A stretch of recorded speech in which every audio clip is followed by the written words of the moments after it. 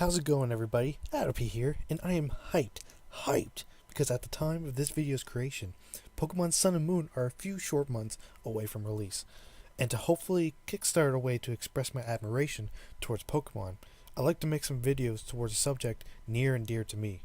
Starting Pokemon are important to me because they are typically the first ones shown upon information being released for a game.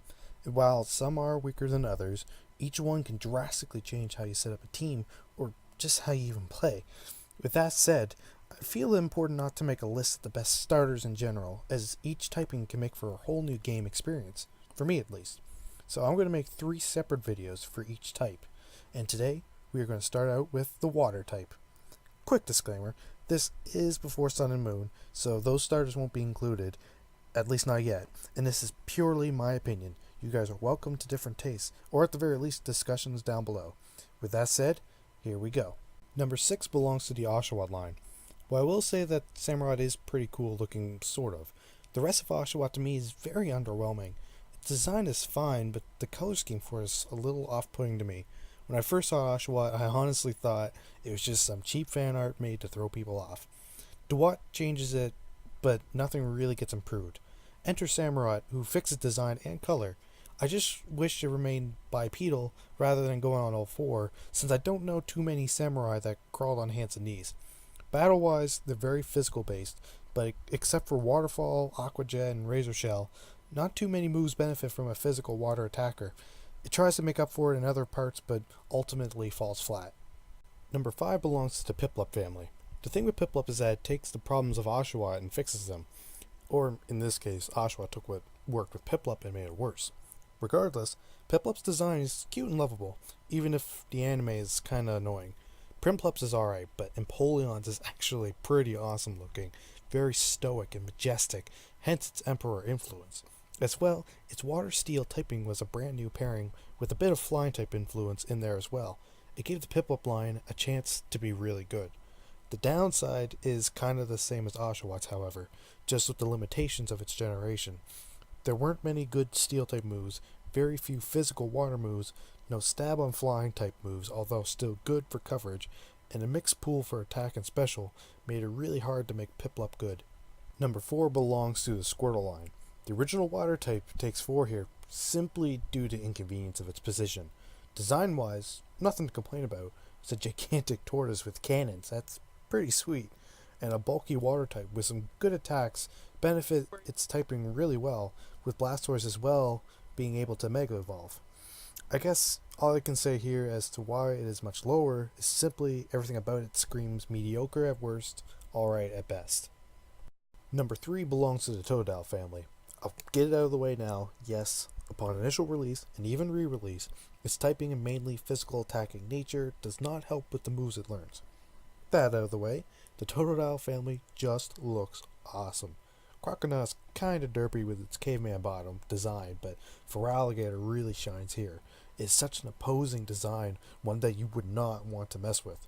As well, its move pool in later games comes with a plethora of helpful moves, which helps it out with type coverage exponentially.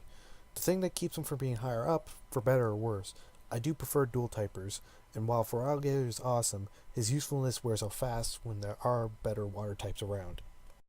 Finally, it was hard to pick a 1 and 2 out of these remaining starters without giving it some serious consideration, so let me just give brief glimpses as to why these 2 are as high up as they are. The Mudkip line was my go-to when Ruby and Sapphire first came out. When everyone else was raving about super fighting chickens and super slick lizards, I was all about the derpy mudfish Pokemon, and to me, boy was I happy with my choice. A cute design to start out, Mudkip eventually evolves into Swampert, and my goodness, Swampert is awesome. It looks like the shy kid you befriend in school, growing up into this awesome guy, funny in class and with friends, but a major presence and always has your back. And then he mega evolves and looks like he's on roids. Meanwhile, Froakie was by far the only starter that looked remotely interesting when other evolutions were coming out for Pokemon X and Y. Such a lovable design to start out, it eventually evolves into this badass ninja looking frog, filled to the brim with honor and trust, and a ninja scarf that he forms with his tongue, as well as having probably the coolest character story arcs and progression in the anime with the whole Greninja storyline. The thing about these 2 is that one thing purely sets them apart. While Mudkip would have a hard time up until ORAS to achieve good physical attacking water type moves, and Froakie is kind of frail, it was one very specific thing that helps make my decision.